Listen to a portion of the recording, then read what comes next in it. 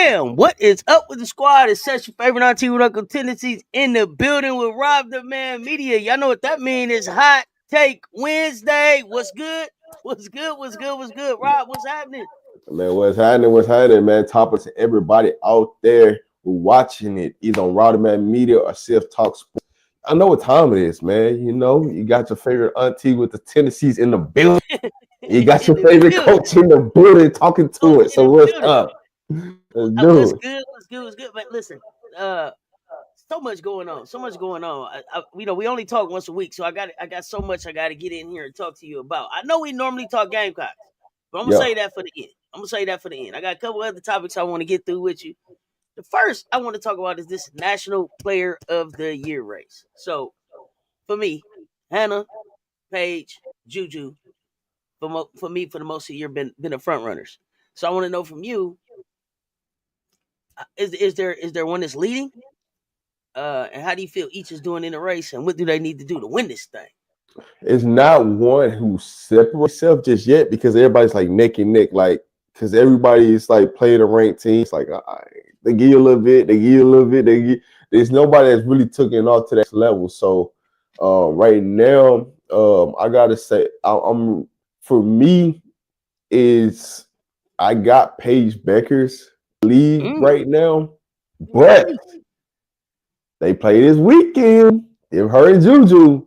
So it's gonna solve a lot of this talk, you know what I'm saying, of who's the player of the year, things like that, and how healthy will Juju be this weekend? That's gonna play a key too. Also, that you are 50, she's still in the game when you could be developing kids and putting them in the game, but that's a whole nother conversation for a whole nother day. Absolutely. For me though, it's Hannah.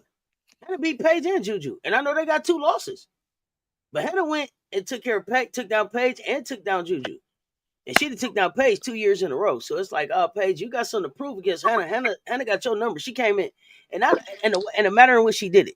You let her come in stores last year on senior night and take it. And then when you saw her again at her crib, you couldn't get your lick back. I hear you, National Player of the Year. And at the beginning of the year, for me, it was Paige Becker's to take. Her name was already on it. But Hannah and Hannah's like, hold on, hold my basketball, y'all. I got something to say about this. So for me, it's Hannah right now. People know I'm partial to Hannah because she's about she's the closest to my height. So this is why I cheer for Hannah. But for me, it's Hannah. The manner in which she's went in and won. For sure, you can't go wrong with Hannah. I just think that with them, they're not gonna play anybody, and so do they use that against them when they get, because they're about to, once they get to conference play, they're really not gonna play anybody. They can push her up.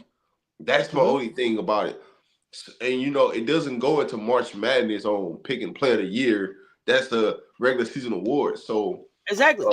I love Hannah. I love everything what Notre Dame is doing and the team that she's got. She's been phenomenal. But I don't know if she's gonna have enough quality wins against quality opponents to push her up. Okay. Or because she's gonna get her 25. Like that's just great. She's gonna get that 25. Can she get 25 and 10 assists, okay. 5 rebounds? Like it's got to be something that's gonna push her, that's gonna elevate her numbers wise over what you're gonna see from a Beck or what you're gonna see from Juju. Because Juju's gonna elevate with the competition, and her going into the Big Ten, she's gonna play against more ranked teams. So now her performance is gonna look better. Her resume is gonna look better because of who she's played against. And that's the only thing that you worry about with Juju. But also with UConn, they still got a couple more ranked games than Notre Dame does. So that all those things factor out. But there's a kid at Rutgers that I really, really like, that true freshman. No, you like Kim McMillan. I love Kim. I don't know if they're gonna talk about her for National Player of the Year. They gotta talk about it for Freshman of the Year. Now you gotta talk about her in the conversation with Sarah Strong.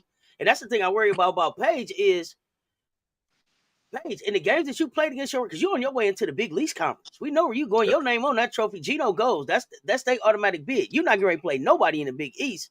Right. And for your non-conference, Sarah Strong showed up better than you in your non-conference games so far. So unless you just have a 40 ball or something against Juju, you in third place for me, even though you came into this thing with your name on the trophy at the beginning of the season. So, I mean, one thing for sure, Juju gonna try to get 35 or more. She's gonna try to get 35 or more this on Saturday. That's for dang show. So she go definitely a statement time for Juju. It's definitely time for her to make a statement. Hannah made her statement, and Hannah may go. She's gonna go into the ACC, and but Hannah's resume is gonna say, when I play both of them, they couldn't handle me. So we'll see how everybody's scheduled, and UConn got a loss already, and I'm planning on them having another loss in February. So everybody, we all got 2 losses. Now what we talking about? So it's gonna be interesting. It's gonna be interesting. It's gonna be a tighter race than I think people think. But that Keone McMiller, if she got to talk about her.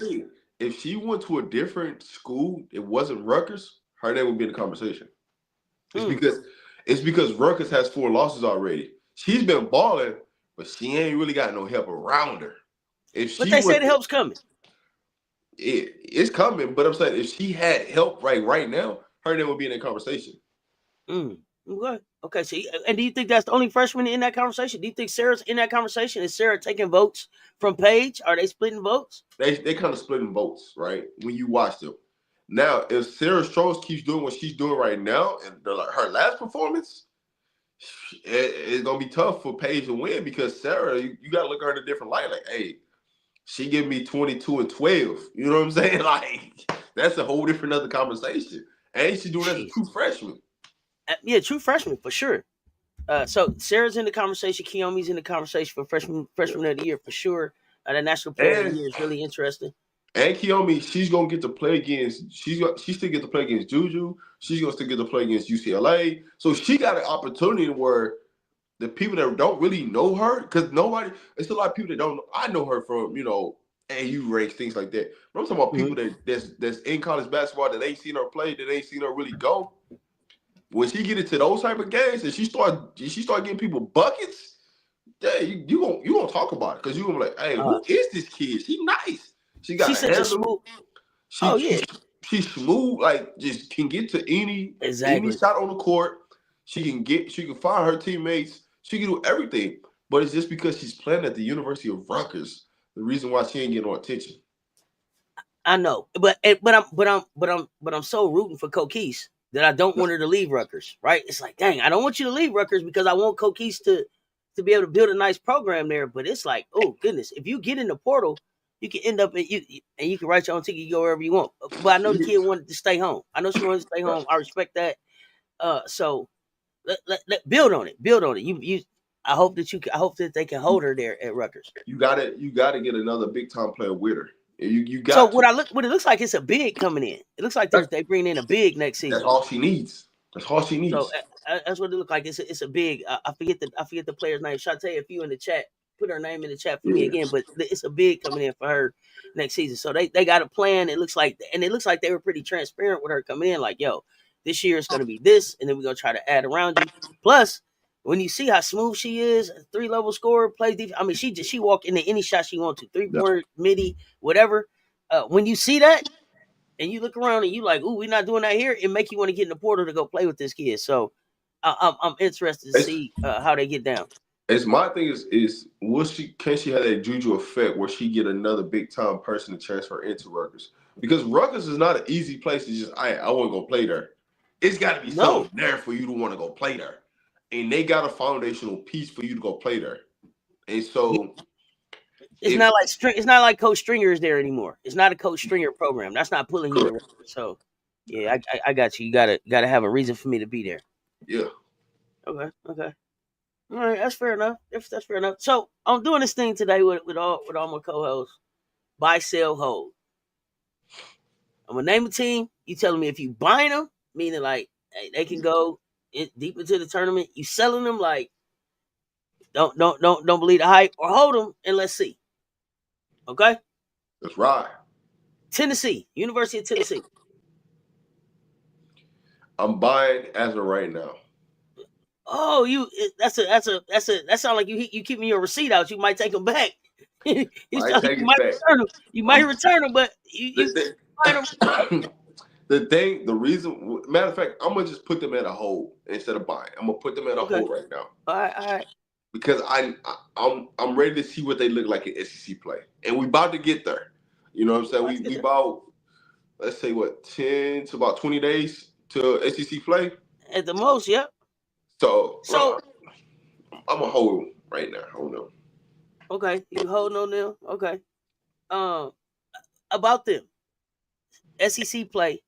Is it realistic that you could take 63 3-pointers in an SEC game and be successful? You live by the three, you die by the three. You just better make enough of them. That's the thing about it.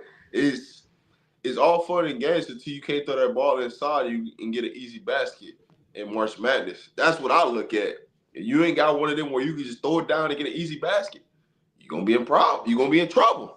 And so for me, that's why I said let me hold on to Tennessee, because the thing that scares me with Tennessee is they bigs. It ain't the guard play. They got the guard play to get them over humps throughout games, but they also are active and they do press and they do get up in you. So they can create turnovers. So if they're not making threes, they can get up and guard you. And they ain't afraid to guard you, which allow them to play free on the offensive end, where it will allow them to get easy baskets in transition. Because that's what they're gonna kill you as in transition. It ain't about the shooting the three. It's, can you go out them in transition and make them do something that they don't want to do? And that's why They with Tennessee it can get scary. they might be looking like a shiny new toy to me, coach. I'm ready to. I'm buying. I'm like that. You 10-second violations, multiple 10-second violations. You Yeah, can't even get on the other half of your court. On the other half of the court. Oh, it's hard for me to sell that one. It's hard for me to hold it. yeah. Oh, it's like a shiny new toy. It's like I gotta have it. I don't know. But I see, think I'm buying. I'm buying Tennessee right now. that's the thing that I would love South Carolina to do. The way Tennessee plays on defense, that's if South Carolina We showed a little press last game yeah, just to let them know like yeah. we can, but we not trying to break it all the way out yet. But it's a press back there. We gonna show it. But it's hard for me not to buy. I'm a defensive person, so it's hard for me not to buy Tennessee right now. No, Especially I'm after saying I watch. I'm a defensive coach, so that's why I'm always stressing when I look at stuff, and you always hear me talk about the defensive end, not the offensive end, because if you can accelerate on the defensive end, it just makes offense easy. Because I'm a pace and space guy. Like on Gotcha. offense, everything that I run is pace and space. Like if you can't come off a ball screen, if you can't run no dribble handoff, hey, you ain't gonna be successful. Because I know what Okay, it I looks like got to you. win championships. So for me, it's always on the defense end. Can we stop the ball first? Can you guard your man? Because we can run trap. You can guard your man and you can get him, if you can get that person to turn. Oh, we finna go jump this. We jumping this. We getting late. It's gonna be Absolutely. Lamb City. Is Talasia Cooper enough to go get it done? Is Talasia Cooper a bucket enough to go get the bucket? Is that that's the question I'm asking, because when I look, that's the biggest dog out there. And I like Spearman is there, and I think Spears hurt, I think. So they got some other pieces there, but for me it's like Talasia Cooper, we looking at you right now, big dog. And so when when the three ain't falling, can you go get the basket at the bucket is what I want to know. The curious thing right now is that to me the confidence, the way they playing, they're starting to get closer as a team that can match South Carolina the best. Okay. Okay. I like Because Kim Caldwell. I like Kim Caldwell for Tennessee too. I think they finally got the right coach in there. She got the right attitude and energy, I think, for Tennessee. and the reason why I'm saying Tennessee is starting to get closer and closer is because when you look at the guard play, it's getting closer and closer to even. When Mm-hmm. you look at the bigs, it's like they don't got tall bigs, but they got bigs that want to play rough. They want to play Mm-hmm. rugged. And Mm-hmm. so I ain't really seen a team that want to play South Carolina tough and rugged yet. And so they're on that collision course, and it's just a matter of like when they get to that collision course, what does it look like? So that's gonna be a fun. That's We can gonna be ready a to fun find matchup out. to see. Yeah. And the unfortunate thing for Talasia is this: the collision course that she's running into is going to be a collision course that knows her very well. Yeah. Right? You don't know this. You don't know this South Carolina, but if you think that Dawn and her staff don't know you, ask Sanaya Rivers. Ask them how it feel when you come back and play the Gamecocks after you've been a Gamecock. So that's my one thing with her, and it's like it's also kind of like Rivers is like you good against everybody but South Carolina. Would that be enough for you? So that'll be the big test for Cooper. But listen, all you got to do is play South Carolina close to get on the opposite side of the bracket to help you get to the Final Four. That's it. Oh Like yeah, yeah. For sure. It ain't even, to me, it ain't even about being South Carolina. It's can you play them close enough to prove to the committee for them to put you on the opposite side of them, so then you can help yourself to get to the Final Four. That's really what it's about for me. Oh man, listen, they pushed us to 1.1 seconds, right? 1.1 seconds left last year, so they all eyes gonna be peeled on this one. Everybody's looking at this one, so it's gonna be fun. Okay, so Tennessee, we got to hold on Tennessee. My young team. I'm rooting for these for these young ladies, but they're young. Louisville. What do you think about Louisville Louisville? is super young. I'm buying them because I feel like they're going to improve in conference play. That's where Okay. in the ACC, I'm buying them just because they're going to improve. Because all their freshmanness is going to be out of them by the time they get to conference play. They're going to understand who they are. Now, there are a couple kids I feel like they should be playing that they ain't playing. They can go get some buckets, but that's a story for a whole other day. Yeah, but I'm glad that you said that, because sometimes I'm looking at Louisville and it's like, well, dang, y'all offense is stagnant, but you got buckets sitting on the bench. It's Lil Hibachi sitting over there. Why she not shooting? What? You can't tell me Gilbert Arenas' daughter can't go get a bucket. I know she can go get a bucket. Exactly. See, Lil Hibachi, that's what I'm talking about. Listen, and that's my thing. Like, she's sitting over there. Zach Randolph's daughter seemed like she can get down there and bully her way into some points. But I don't know if that's coaching. I don't know if it's his style. I'm still really kind of learning about him. But I'm like, dang, the offense is stagnant, but it's buckets on the bench. So that part about them, I don't understand. He's playing Randolph's daughter completely wrong, right? He's not putting her in situations for her to be dominant. You know, she's more on the wing, man. Go put her big body out there, man. Put her in that mid post, let her go to work. You know, you would have to deal with both Cochran and Randolph at the same time for me. You got it out. You got to figure it out. But he ain't making people figure it out. He making her stand in the corner and do things that, like, come on. That type of stuff is a year from now, right? You give her a full off season, get her in the building to shoot the ball. I'm not saying she can't shoot the ball, but to build her confidence up, shooting a 3-ball, doing all this, what you really want her to do, man, take what her talents and gifts has already proven her to get her. You put her in the starting lineup. There's no reason she's averaging 4 points a game and she's not that effective. Right. That's what I'm saying. She can go get you 12 to 15 if you just put the ball in her hand. You ain't even giving her opportunity to have the ball. So that's the type of stuff I look at. Like, you win and recruit, because this is why people keep leaving Louisville. People that can go get buckets, they successful when they leave Louisville because the coach don't put them in. He can go. I don't know what it is. He can get them to come there, but he can't keep them there. He's a great recruiter. He gets you there. But once he get, and then, I mean, they got good facilities. Louisville, I live there. The city loves the school. They get behind the athletics, like it's a fun place to play, like all of that stuff. And it's just like at some point, it's like, dude, it's you. I can tell you one thing. He better start playing Gilbert Arenas' daughter. She gonna be a part of there. I can tell you that. Listen, he mess around and lose. He lose Randolph's daughter and Gilbert's daughter. He had to go. He would have to go. He would go first for me. The person, I mean, you got to keep an eye on where her brother commits to. Because if her brother does not commit to Louisville, she up out of there. You think it's just a pit stop? She just doing something till then. But I'm telling you, if her brother does not commit to Louisville, she gone. Do you think Louisville sold him on it? The men's program is they still, the men's side of it is still recruiting, because they've been terrible for like the last 3 since Rick left. 4 years. Since Rick left, they haven't been the same since Bettino got up out of there. No, so. I wouldn't say that, because they had a solid 2 years after he left. But I mean, but I lived in the city when we won it all. So the expectation is the expectation. If flags come out, we look for championships around here. So especially with the men, like Peyton Sieve and all of them come through there and all that. They looking for a championship down there. So let's go. Let's go. Not losing to Kentucky and all that kind of stuff. So got to get it done. Next up, Texas, the school everybody keep telling me we need to be worried about. Texas, buy, sell, hold. They just ain't showed me. They ain't showed me nothing yet. Okay. I'm selling Texas. I'm selling Texas. They ain't showed me nothing yet. I'm talking about them going to really go play somebody, and I'm like, okay, Texas, yeah, okay. they ain't really gave me that moment yet. So I'm gonna hold on. How you feel about Texas? I'm selling Texas. I told them already. I don't think Texas is tough enough for the SEC. I think people is giving them a respect because the University of Texas Longhorns. And that's not it's not a knock on Madison Booker. Madison Booker is her.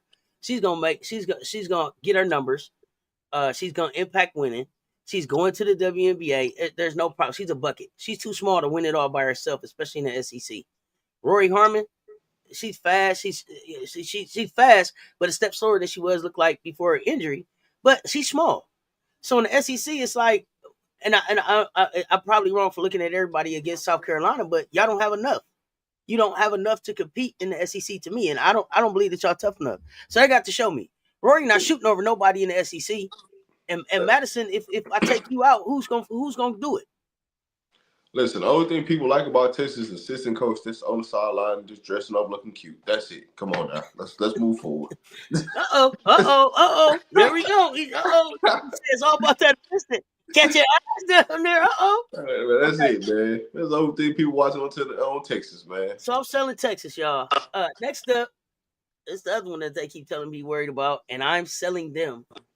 Oklahoma in the SEC. Talk to me. I like Oklahoma better than I like Texas. I can tell you that. Okay. But I'm a little biased though. You know, I'm a little biased because I know you're a little biased. This is why we talk it out. With you buying, you selling, you holding. Yeah, I'm a little biased with Oklahoma. And Oklahoma got a big win last night. They got it back up. Then they were down and they came back and they got it. I didn't like how Reagan Beard played last night. I mean, I feel like she could have dominated that game a little bit more, but I'm gonna put him at a hold. Just so I don't put my bias in. I'm gonna put him at a hold right now. So, question about Reagan, because it's my understanding that Reagan was also potentially on the way to UConn. Is Oklahoma still the best? Is Oklahoma the best place for Reagan, or would UConn been a better look for her? UConn would have been the best. The best look for her would have been UConn, hands down. Could you imagine Sarah Strong with Reagan Beard at the 4 and the 5? Oh, I mean, I think Grampy was imagining it for sure. I think that's what Gino was thinking about. It didn't work out that way. I'm not sold on Reagan. I'm not sold on Oklahoma. I'm just not sold on Oklahoma, especially first year into the SEC. I don't believe that they're tough enough. I know that they got Reagan there, and she's surrounded by shooters. The thing about them is does they shooter show up? That's why you can't buy their stock because their shooting could be inconsistent. It's like it's kind of like the Lauren Best effect. Like I can throw Lauren Best the ball, I can double her, but really, why are you doubling her? Because if the shooter's not making shots, there's really no point in you doubling because now you're just putting yourself out of rotation. And you giving them easy shots. You giving up layups. And you giving up foul situations to get them to the free throw line because you're over helping. And that's what coaches tend to do is, it's the big on the floor. I got to overextend help. And it's like, no, you don't. If that big go for 30, let him go for 30. It just ain't nobody else going to score. And you're going to win. So those are the type of situations where it's like with Reagan is, do you let Reagan Beers go get her 15, 20 and just cut the water hose off on everybody else? And if you can live with that, you got a chance. And those are the things about Oklahoma. You know what I'm saying? Do they have enough shooting and enough scoring off the bench to beat you? Yeah. So my thing is Reagan and then the shooters around her. If the shooters aren't shooting, is Reagan enough? And I think in the SEC, she's too slow footed. She's too slow footed to be able to have that, to be able to go take them to a win in the SEC. At the end of the day, you run her. I mean, when you look at the SEC, though, like when you really break down the SEC, how many of them got bigs that can match up with Reagan Beers is the question. No. Because most of them don't. You got to listen. You South Carolina, LSU, Texas. I feel like she's gonna get a good work at Texas, but we'll wait to see that matchup. And then Tennessee, Oklahoma is going to be interesting to me. Yeah. I want to see what Tennessee does. Oklahoma is going to be interesting because Tennessee finna press the hell out of them. So Reagan Beard just might not touch the ball because their guards can't handle the pressure.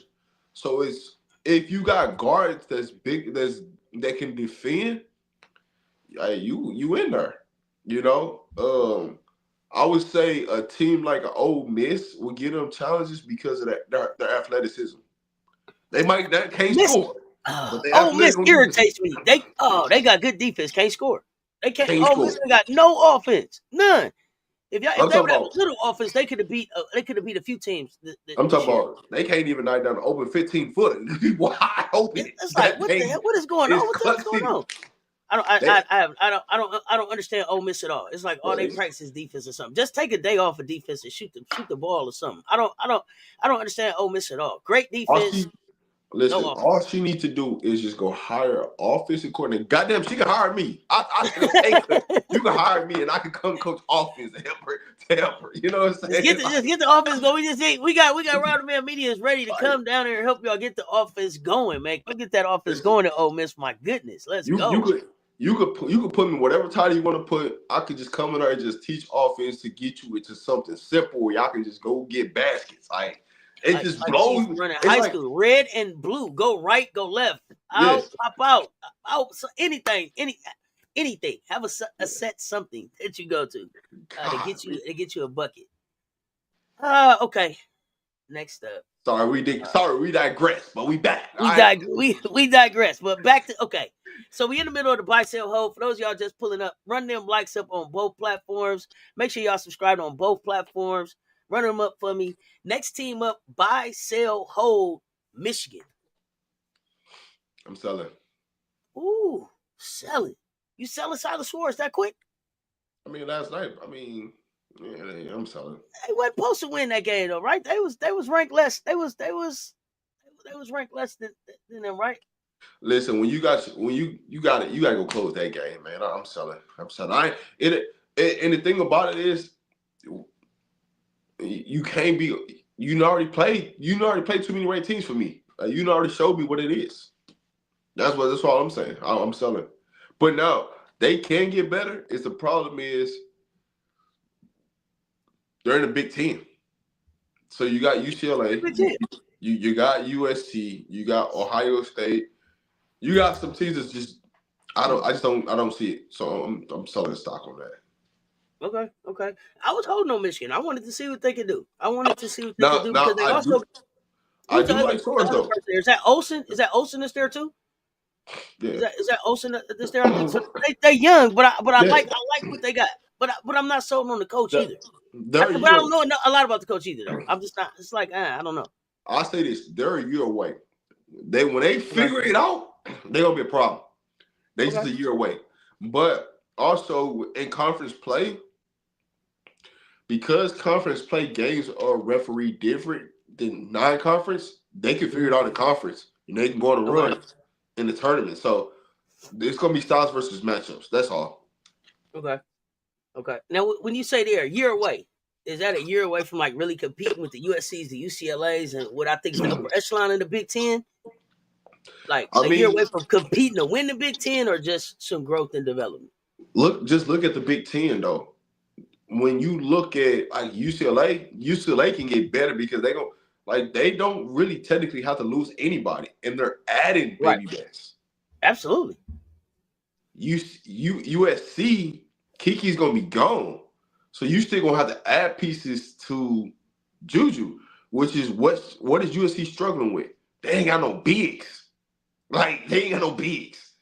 So so that's always gonna be an issue. I don't even think they have a young big that I can think. I don't know their roster off the top. I don't think they have a young big coming behind Kiki.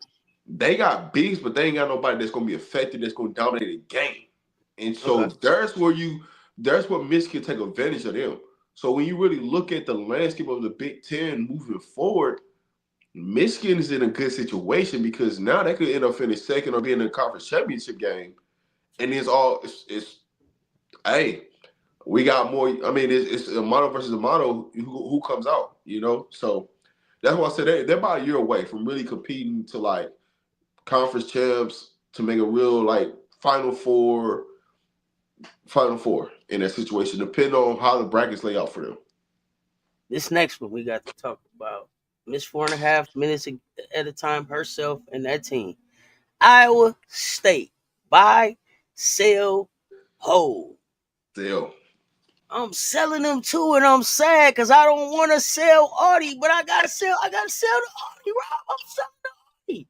I didn't It's even want to sell the Audie. I'm selling the Audie because I saw Audie not even be able to go 4.5 minutes, Rob. I seen her go 2.5, 2:45, and had to go get a break. The longer the game goes on, the shorter that 4.5 minutes gets. But the deeper the hole is. And that's crazy to me. So if there's no bridge between Audie and the minutes that she needs to be able to breathe. And so Audie's in there and she's going, and then we get into the second half, you're down 20, and yeah. you want Audie to give you 20 minutes. Audie can't give you 20 minutes. She can't give you 20 minutes. Addie Brown, I don't know what happened to Addie Brown. Addie Brown I don't know if she's in a sophomore slump. She was a phenomenal freshman. She was one of the freshies I was looking at last year. Addie Brown is giving like single digits. And then Emily, where are you? Like, I'm so Listen, sad to be selling Audie, man. Man, it hurt what me did to I sell Audie, but I put the what for did I sale say? sign in the window. Goodness gracious. What did I say? 4 minutes and 30 seconds. That's all she can give you. So you got to get the best out of her in 4 minutes and 30 seconds. And then she goes to the bench. And now when she goes to the bench, Iowa State does not have a bench. Like, I don't understand Iowa State, how y'all got a dominant big. Y'all didn't go to the portal and get nobody on the bench. Didn't y'all just learn from Iowa? Iowa right up the street from y'all. Maybe Audie should have got in the portal. Maybe Audie should have went to Iowa. Dog, I know you want to still be at home. she ain't gonna leave Iowa State, and she's putting her trust in the coach who ain't trying to win. Does Listen, Audie make it to the league?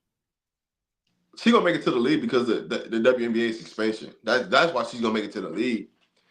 And she can see, the thing about Audie is she can shoot the three, and she can take you inside. She can play inside out. So that's gonna give her a factor. The biggest thing, you gotta build a team around her. And if you're not willing to build a team around her, you could think about it like this. Look at Dallas. The Dallas is a prime example why Audie Kush can play. They bigs don't really run a lot. Coach, you get to a point in the game where Audie is only going from 3-point line to 3-point line. Yeah. She only has the energy to go from 3-point line to 3-point line. So you got her backing off from getting the rebounds. So she's not rebounding and helping you get another possession. She go from free throw line to free throw line, then it go to 3-point line to 3-point line. Then Audie got to rest. But here's the thing though. You know how it is when you get to the league. Guess what they're gonna do? They gonna have somebody with you. They're gonna have somebody transform your body for her to be able to play longer minutes. The problem that she got is they ain't got nobody at Iowa State that's been there, that understands the body, that can push her to, all right, how can we get more than 4 minutes and 30 seconds? They can steal minutes. They can steal minutes, but they don't play zone. They don't do nothing to help her. Okay. So just imagine you go to a zone, right? Just right there can steal you 2 or 3 possessions, which could be another 2 to 3 minutes. Letting her breathe a little bit, not having to work so hard. I look up, man, Audie just sweated her whole back out. She got the rebounder, she got the throw, she got the run down there to catch it to score. It's like, is anybody doing anything out here with Audie? Like, no. Is anybody who want to play? That's why I keep waiting for the coach to say, man, who wants to play? Yeah, who want to play? Because somebody needs to play with Audie. Audie needs help. But the thing about it is, she's not gonna get no help because she's at Iowa State. So in that situation, and you know what's crazy though? And this is what blows me with Iowa State. The top shooting AU team is in the state of Iowa. The Iowa Attack, if anybody know AU basketball, the Iowa Attack was the EYL Nike program that produces top talent. You don't even recruit that team. I wonder what that's about. I wonder what that's about. Are they trying to? Maybe the kids is like, we don't want to be in Iowa. Don't call us because we trying to get out of here. I don't know. Who do you think Hayden Clark played for? The Iowa Attack. Okay. Like that. They have like this is what blows me. When you go and you can go look this up.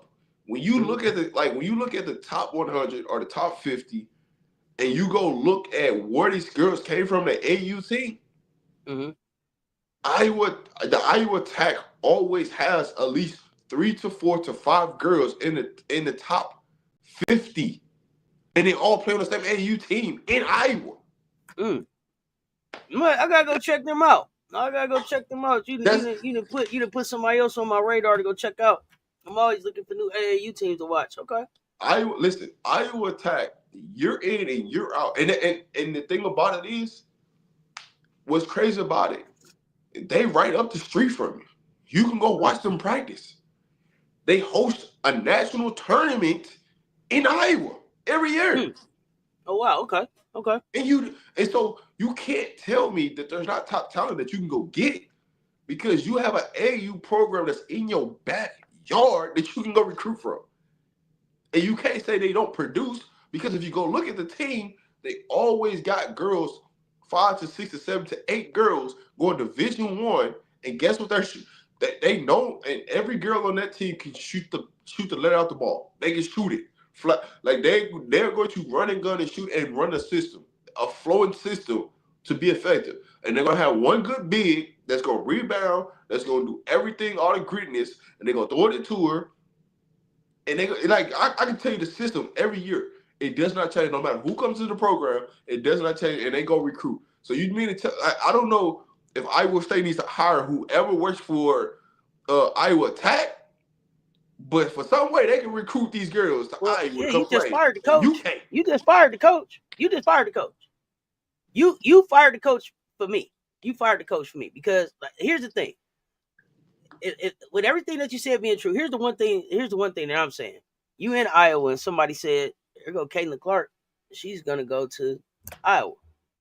She used to play on the Iowa Attack." And then you didn't go and at least try to get you somebody off the Iowa Attack to see what they were doing. And to me, you're not interested in keeping talent in the state. Number one, that's a problem, especially at a state school. And then number two, like, just what is your recruiting? What is your recruiting? Who is the recruits?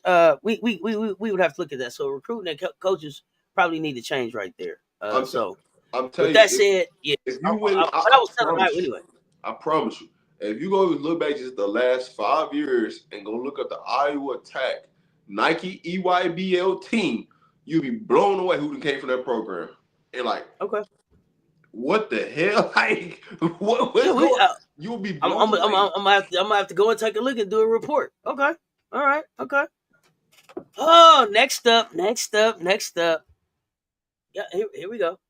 LSU. You buying, selling, holding.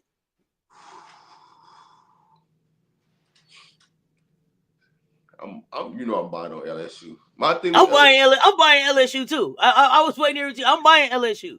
But that, remember I said LSU was 1-2 was number 2 in the SEC. So you buying? How you buying? I'm buying because they just got a different level about them this year than they had last year. The team chemistry is a lot better this year than last year. I don't care what nobody got to say. When you look at the way these girls are buying, I mean, with the buy-in from the girls, that's what's got me buying more than I am on a whole with them. It's just, my thing of it is, do they have enough scoring off the bench? I'm not worried about their big three. They big three they can match it with anybody, right? Do they have enough scoring off the bench? My biggest problem with LSU is they play down the competition too much, and then they go try to put their foot on the gas instead of putting their foot on the gas from the get go and just let it ride out and show them why you dominant. But I'm buying. I want to see what Gilbert does off the bench. And I'm buying more this year because I'm buying Simone Augustus as a part of this program. I'm buying Simone Augustus and what I think Simone brings to this team and the impact that Simone can have this season. So I'm buying mostly just because of Simone Augustus, and She what I bring a believe that she's. toughness though. She's bring a toughness to that Oh, team. for sure, That's for the sure. difference. She's bring the toughness and the grit, right? Is I don't think her and Angel Reese would have connected on that type of level. If she would have came there with Angel Reese, I don't think they would have did it. So this was like the perfect timing, right? You get this star player out of here. Now is you can't live off of just going to rebound. You got to be able to do this. You got to, you know what I'm saying? So that's I like that pickup for LSU. And I really would love to see her coach in the WNBA, but you know that's a conversation for another day. Oh, Simone? Yeah. Oh, she's coming. She's coming. The thing that I liked about her when they said, "So, are you the succession plan here at LSU?" She was like, "Well, it depends on who come calling first, the W or another school or LSU, whatever opportunity comes first that feels good for me. That's the one I'm going for." So she's not locked into. I'm just waiting to be the next behind Moki. If it work out like that, cool. But if something else come calling, I'll go. And there was stuff popping up, Unrivaled, AU, all this other stuff coming up. Who knows? Who knows where these next coaching opportunities are gonna come from? But I'm buying Simone Augustus. See the flukiness of the WNBA right now with so much movement that's happening this offseason. I don't know what team would you want her to coach for. It's a question. You know what? I wish they would have hired her. I wish they would have hired her in Atlanta. I wish they would have hired her in Dallas. But you know, she could be in Washington. To me, Simone Augustus fits anywhere because she's gonna set a standard. And most of these WNBA organizations don't have a standard. They ain't never won nothing. They don't have any standard of what it is to come in and continue to build and stack wins to get to a winning organization. So to me, she can coach anywhere in the dub. I'm buying right there. So here we go. I'm buying Augustus. Oh yeah. I'm buying with you. Yeah, we so Yeah. far with the exception of, I think, Michigan. Well, you held on Oklahoma and Texas. I sold them, but I held Michigan and you sold Michigan. So we I kind of was thought about. I was kind of on the fence of selling Texas though, but you know I gave the assistant coach some credit, so It's that the assistant you gave him a little for that. So the assistant Sid. I gave her the credit. see it. Okay, that's what I'm talking about. Here we go. TCU. Buy, sell, hold. I sold them. They got dunked on in their crib. They sold for me. Only toughest thing down there, HVL. You got to sell on them. They ain't got enough. They ain't got enough. They just don't got enough. It's just that plain and simple. It ain't even nothing to explain. It's Haley Finley. You gonna either ride or die. Like that's what it's gonna be. Because the Connor kid is inconsistent. Had a great game last night, but where were you when it mattered? Like, where were you? I don't understand it. In the big, that big is gonna go to the dub anyway. The size is gonna get them there. I think for me, I felt like South Carolina exposed some stuff there, but I think people are still gonna buy and buy into her as a player. Man, And make her. She's gonna be a glorified bench player, role player in the WNBA. Call it what it is. Right? Ain't nothing else to that. Ain't nothing. Oh, I hear you, but they pumping it up real big. Okay, all right. So, but here's my thing. For what she's producing right now, I could put a Reagan Beers, I could put a Lauren Betts in front of her in the WNBA. Easy. She's a glorified bench player for me. That's just what it is. You ain't gonna get no argument out of me. Like I said, the determination with which she got back into that poster let me know what type of player she was. She worked too hard to get in the poster for me, and it didn't do nothing. So, but I'm and the reason why I'm saying what I'm saying is because I'm going to take the youth of them two over her because she's a lot older. So, how much more is she going to develop to be in something better than what she already is? And I got somebody. And then the injuries too.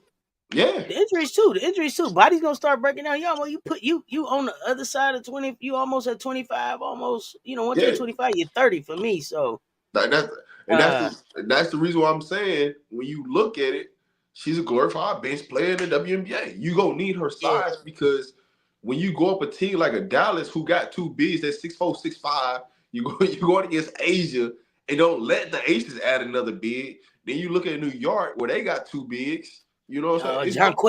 John Quayle is like, boy, that's barbecue chicken. John Quayle can't wait for you to come. John Quayle can't wait for you to come. What? She can't wait. Barbecue chicken, she can't wait. My goodness, yeah. Here's one. Here's a team I don't know much about. So I'm holding on them. simply because I just haven't watched them enough. Florida State University, FSU, Latson, Timpson. I'm selling on them right now. Ooh, okay. I'm selling Why? on them. Why the sell? You said right off. They're just too inconsistent for me. Okay. Too inconsistent. It's not that they don't got a player that can go get buckets, because they do. They gotta go get buckets, but it's the players around her. They too inconsistent, and so they're gonna look better in the ACC play because there's not really a true dominant team in the ACC outside of UConn. UConn and Notre Dame, right? Outside of those two teams, there ain't really nobody that's, so they're gonna look better. But I'm selling. It ain't really too much to talk about with them, for real, honestly. They got a buck together. That's it. All right. Then the last one, and this one that I'm buying. I told y'all I'm buying. Ohio State. Buy, sell, hold in the Big Ten, sir. Right now I'm buying. I'm buying. I like what I see from them. There's some things they can do. There's some things they can do better. But I'm good with them right now. Okay. And so some of the stuff I think that they can do better rotations. So they can be better, I think, on defense. But the reason why I'm buying them is because no matter what piece has been out, they've been able to figure out a way to win. Yeah, that's key. Important. That's important to me. So everybody's getting a lot of great experience. But the freshman came in was like, "Hey, Cody, you out? I'm gonna hold this thing down till you can get back." Now Cody got back, and then Jelani's out now, and so now it's like, "Hey, can y'all get healthy and stay healthy?" But if y'all get healthy and stay healthy, I'm buying y'all. I'm buying every day and twice on Sunday. I like it. The thing about it is can they stay healthy enough to make a run, right? Can the pieces hold up? That's the only thing that I'm like, can I get there? So that's the reason why I'm buying, but it's gonna get more pushed to hold if they can't stay healthy enough. Okay. Now the question is, are you buying, selling, or holding on Duke?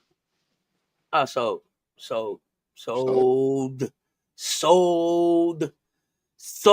You know why? Okay. I didn't like Carl Lawson's energy at the presser after the game. She looked beat.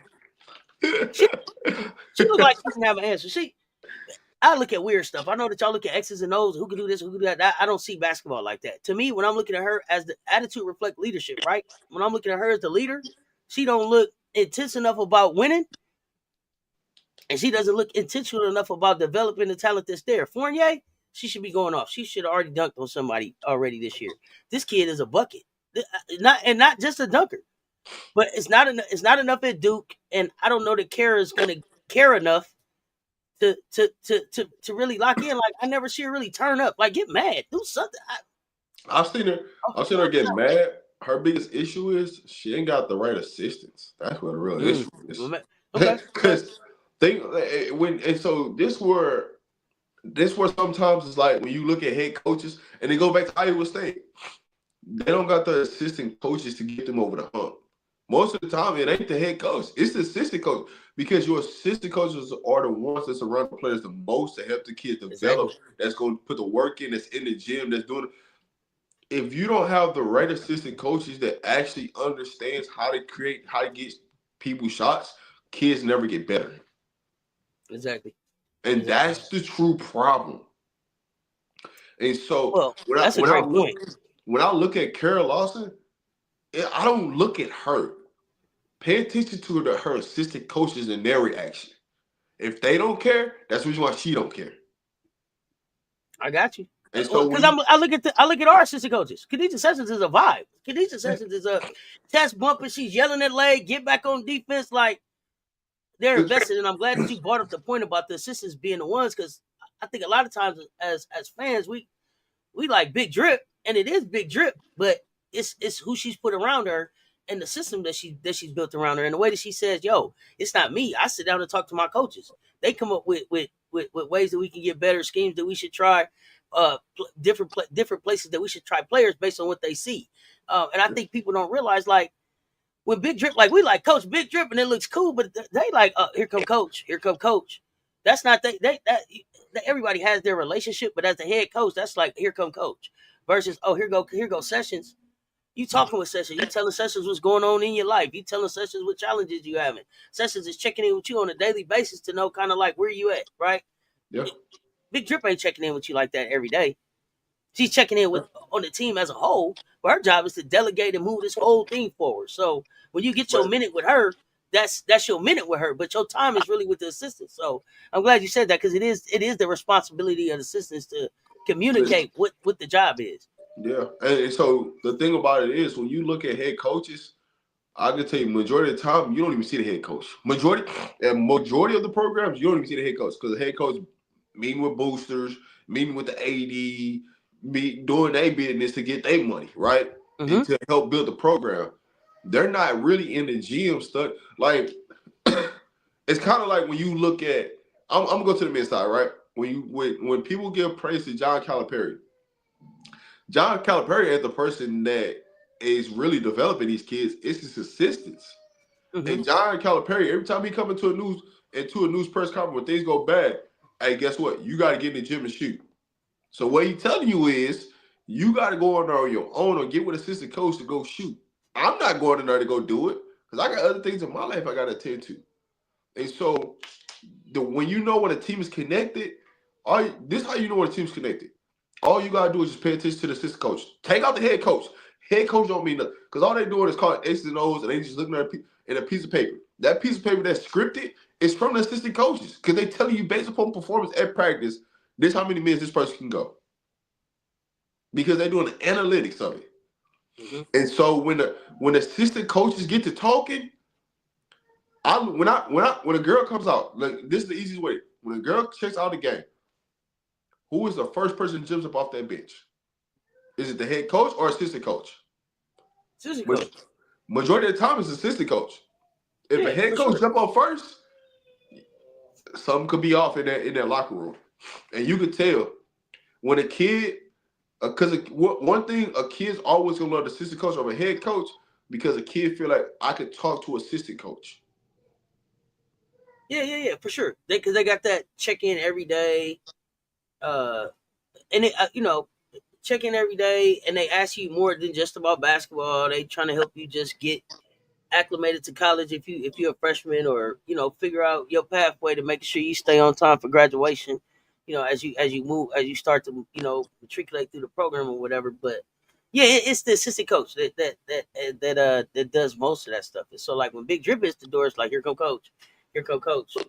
It's all ears up like because you finally got that few minutes with her. So that's a great But point. also, if assistant coach is telling the head coach, because what you always see is you see a head coach go talk to the assistant coach before she go Mm-hmm. drop something. If the assistant coach ain't giving no input to say, nah, coach, let's do this or do that, you're in a lose-lose situation. That means that the assistants they shouldn't be there. That's more the reason why a lot of teams lose is because they don't have good assistant coaches. The assistant coach ain't developing kids. That's why you see no growth. And so it's easy to blame the head coach, but sometimes the head coach they be trying to hire their buddies instead of hiring people to put them in the right situation to help them win. You can still hire your buddy, put them on staff, but you still need a development coach, and that's what a lot of Right. people fail at. Make sure you give your buddy the right role on your staff. If you just wanted your buddy around, make sure you Yeah, get in the right role on your staff. One of the yeah. things while we talking about that, and we talking about the assistant and Big Drip. One of the things I wanted to ask about is, so they asked Big Drip uh, about a play. Who made that call, and she's like, "No, that was Raven. Raven saw Chloe. Raven called Chloe's number. Raven. Is that the assistant coach there communicating back to like, hey, let Raven have it? Is that just a trust between Dawn and Raven because they've been together so long? What do you attribute that to? That type of relationship or It's trust, I should say. for me for me to say that my player called a play, I have to have trust, and she's seeing the same thing I'm seeing. Right? Because my point guard should be an extension of what I'm thinking, right? Mm-hmm. I'm always gonna talk to my point guard, hey, what do you see? Okay, cool. What do you feel like? All right, in this situation, what do you feel comfortable running? Cool. When my point guard tell me, she can tell me whatever she want. If I agree, run it. It's on you, right?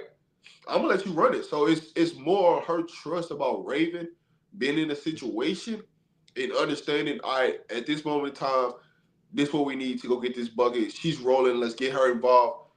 But that's what you love about a true leader and a point guard. Not every point guard it can be in that situation. Because a lot of times you get point guards, they looking to the sideline looking for a play. Hey, one, four flat. Like, we don't like at that. Like, at some point in time, you gotta let the leash go. You gotta put your players in a position so they should understand what to run in certain situations. Go get a bucket. Now, if you go 2 or 3 plays or 4 or 5 possessions, you don't score. All right, cool. Let's call a play. Let's settle down. Right? I'm gonna call it. But if you rolling, man, you got it. That's all you. That's a good transition. I know we getting close to the end of our hour here, so the last part of this is South Carolina. So I wanted to get your grading on South Carolina non-conference. You know, we'll finish non-conference on Thursday, with the exception of course, the UConn game in February. How you feel like we did in non-conference? Did you think we did enough to be prepared? You know, grade that non-conference, and what do you see going forward into conference? I mean, everything's always the build up, right? So when I look at non-conference, I don't really take a lot on non-conference. You like the big time matchups, right? Because you like to see, all right, where my team's at, what we need to work on, things like that. But really, non-conference is for you to have a bigger rotation of players to figure out who fits with who could play with. Like, that's really what non-conference is, to figure out all the things that you need to figure out to help build you to March. Going into non-conference, when you look at South Carolina, there's still some more tweaking that needs to get done, but they're getting closer to the end of the tweak to go to this next level. And so now the key is, I know you want to play 10, but right situation against right teams, is it going to be necessary to play 10? The way Don was talking about minutes, it's gonna be tough to play 10. Like she said, I got 200 minutes. I'm dividing 200 minutes, and I'm gonna get the 200 minutes to the best opportunity, to the best chance I have to win the game. Who's playing the best? It's back to what I was saying. When you get closer to March, that thing gonna get down to 8 people. I don't care how you want to slice the dice. 10 sounds good on paper, but when you get to the right matchups and you got somebody rolling, it's hard to take somebody out that's rolling. And yeah, for sure. We see they're talking about it. Yeah, and that's the part of your assistant coaches understanding that, all right, coach, they ready to take that. Because the people that's really managing the minutes is your assistant coaches. It ain't really the head coach managing anything. It's they're getting information. And now, based upon the information, that's why you keep seeing Don Steady look at that piece of paper, roll it back up, look at the piece of paper, roll it back up, because she's trying to figure out, all right, how you look at these minutes. And they're just moving pieces around and like, it's just a diagram. It's like, all right, now you get to conference play, there's a diagram, because what you got to understand is people going to start, if I'm anybody and I'm playing South Carolina, I'm going to go back to the last 3 games. I'm going to look at your substitution pattern, because that's a trend, right? 3 games is a trend. Sure. And so when you start to see that trend, now you can start to say, all right, listen, at this moment in time, they're going to sub every time, right? This is the group that's more likely going to come in. Now you're trying to match that group. And if you catch them where, like, oh, man, Ray's off the floor, Papa's off the floor, and they got Tessa and Fuwali, how do you take advantage of that? You know, so those are the type of situations that, like, the non-conference allows you to switch things up. But when you get into conference play, everybody knows tendencies, because you done coach against that coach 2 times a year. Mm-hmm. And then you talk about the going to conference tournament. You didn't play against them. So the tendencies start to get like, we understand what you finna run. We know this about you. We know that about you. So now it's, how do we figure out patterns to get still buckets, still possessions while this person's on the bench?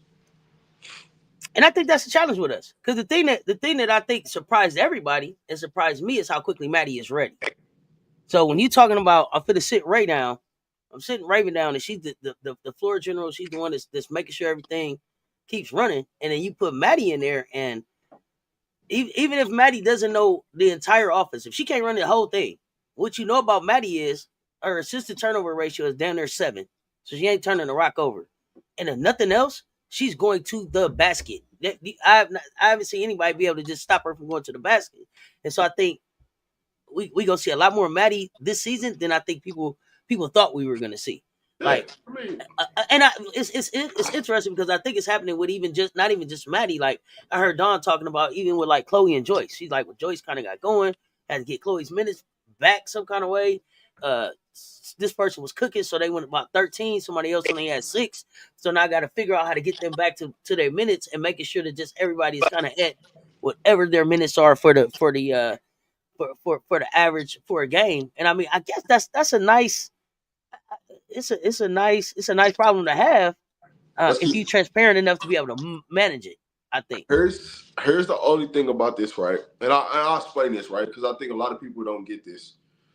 Is that it's all fun and games right now, but you can get to a big time game and lose a game because your starters haven't played enough, Mm-hmm. and they're going to get fatigued because you haven't stretched their minutes out. You haven't built their minutes up to play in the longevity of a game, and so when you Mm-hmm. really need them to play, they're going to miss a lot of easy shots that they normally make because they're not used to playing those type of minutes.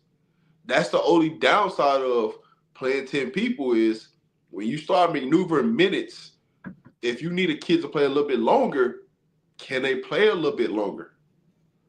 Because fatigue kicks in because the body's not used to them playing those type of minutes. And so that's really the only downfall with playing 10 kids is that when you start to ask a little bit more, that you might need an extra 7 to 8 minutes out of another kid because of matchups, but you can't. Can they sustain the same energy and the same level of play if they was playing in the same amount of minutes? That's the thing that you run into. Yeah, I get that. I think that for me, because y'all know I don't get into X's and O's. That's where we talking about sheer heart and dog. Is it in you?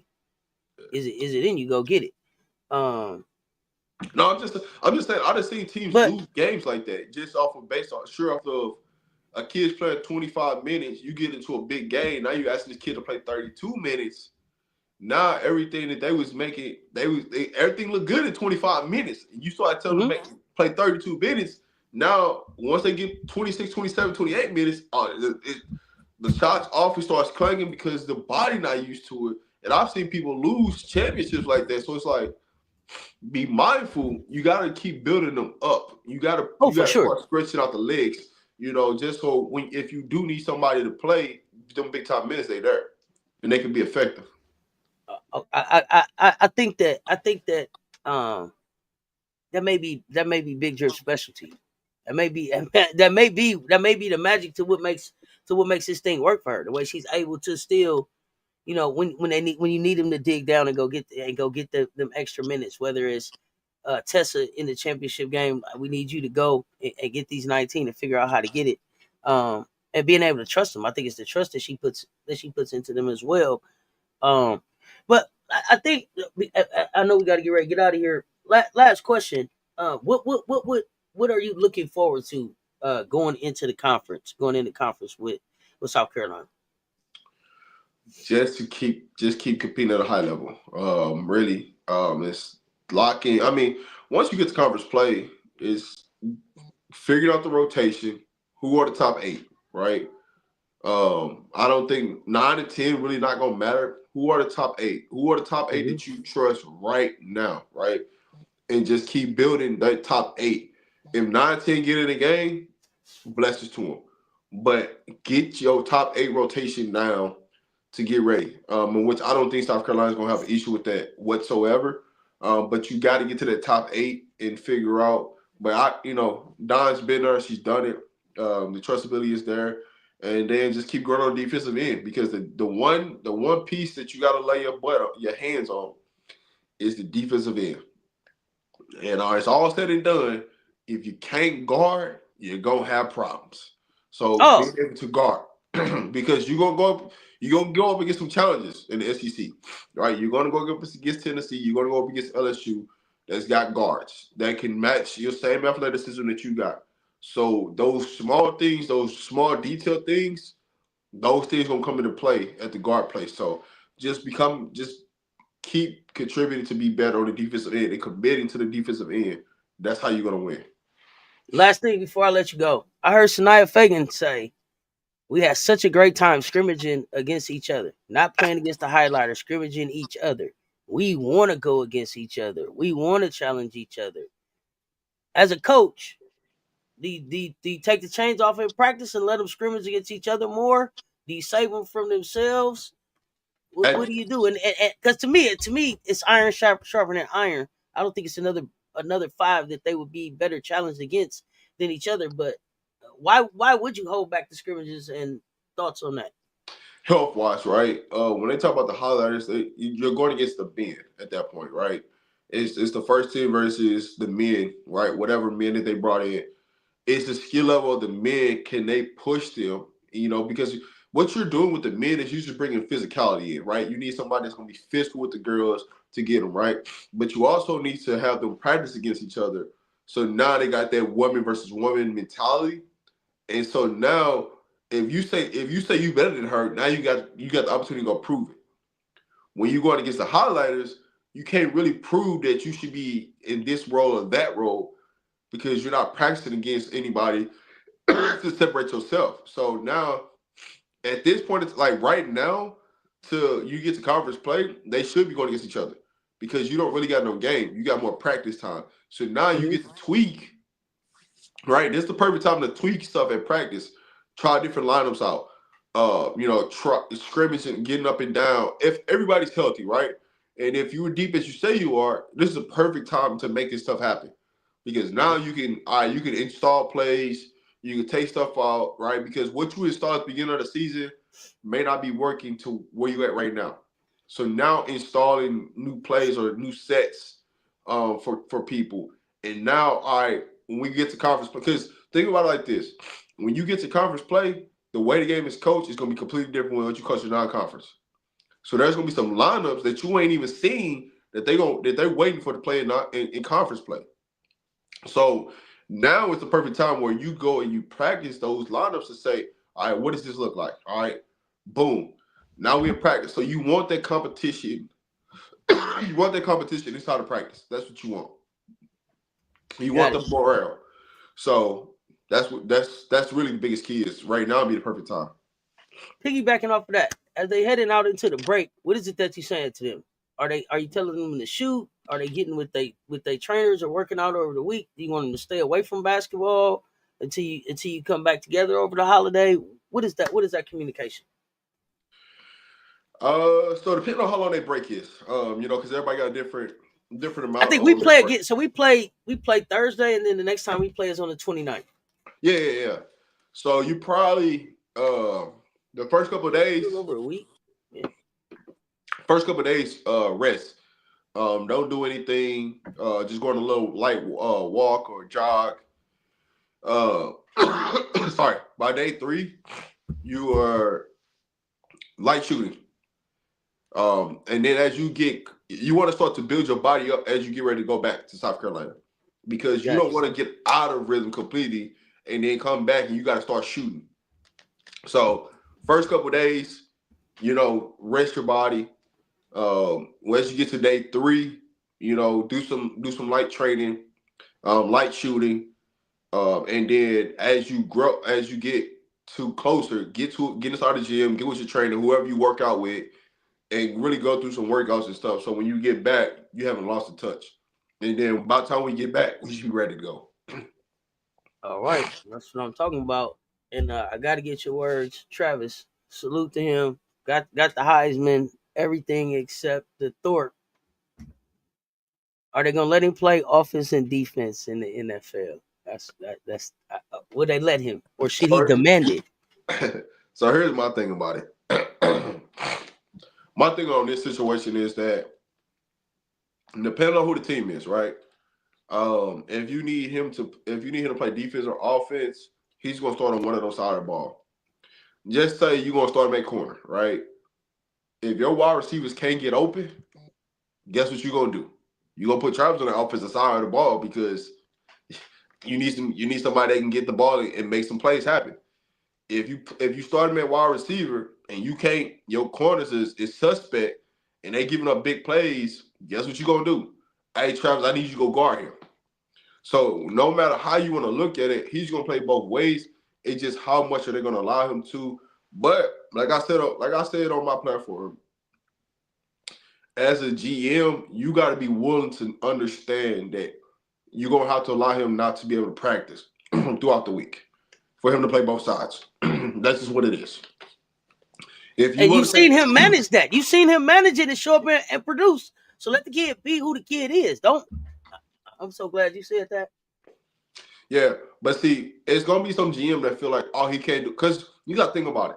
Everybody's gonna say he can't do it, but you got to understand who Travis Hunter is. Travis Hunter conditions himself forward, and so what you try. The reason why people can't do it is because they haven't conditioned themselves to do it. There's a difference. Right. Absolutely. How many? He's built for this. He built himself for this. But Let that's him the do it. difference. That's the difference because you see it all the time, right? You see offensive linemen get switched to defensive line. Defensive linemen get switched to offensive line in NFL from college. That happens, right? You see a safety go switch to running back or vice versa.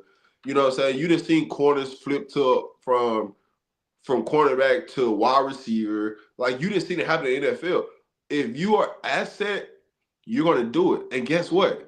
Why wouldn't you? Because you're getting two players in one with Travis Hunter. So now you're getting an extra body to go fill a roster spot where you might need an extra defensive lineman. You might need an extra offensive lineman. You might need an extra linebacker that game. Now it gives you more flexibility with your roster because you got a guy that can play both sides. If anything happens, somebody gets hurt on either side, I can put in Travis Hunter. It's like a no-brainer. What are we talking To about? me, it is too. To me, it is too. But I keep hearing people say he's gonna have to make a choice, and I wouldn't make him do that. He's proven himself. 1,900 snaps in D1 football. Man, let this kid go. You Let know him why go. people keep saying it? Because they've never seen it done, and it's not traditional. You're scared of change.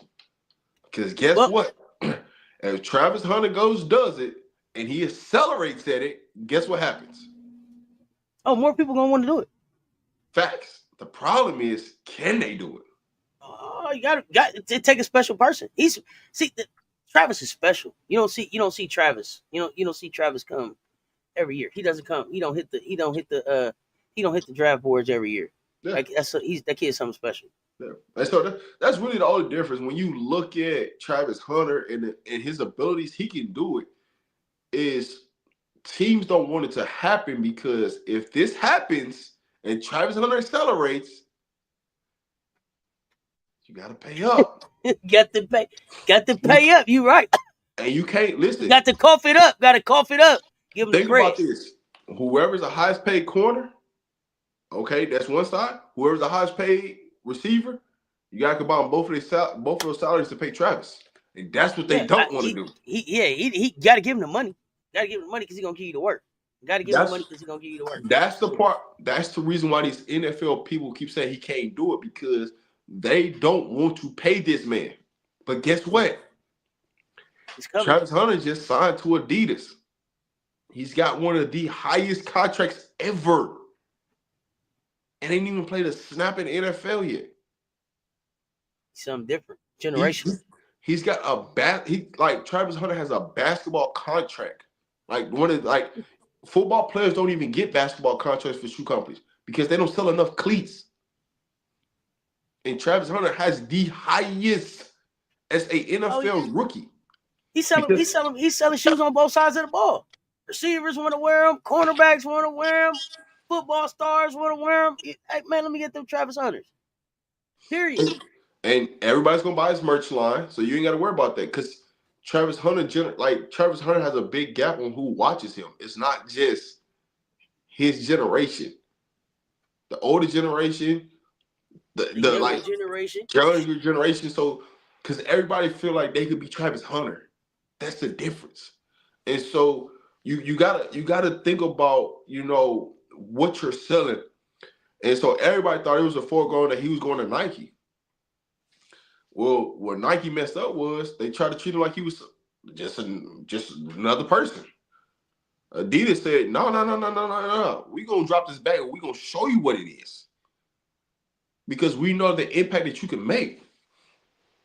So, the kid's brand is so big. I read something like he doesn't even take out of the NIL collective money at Colorado.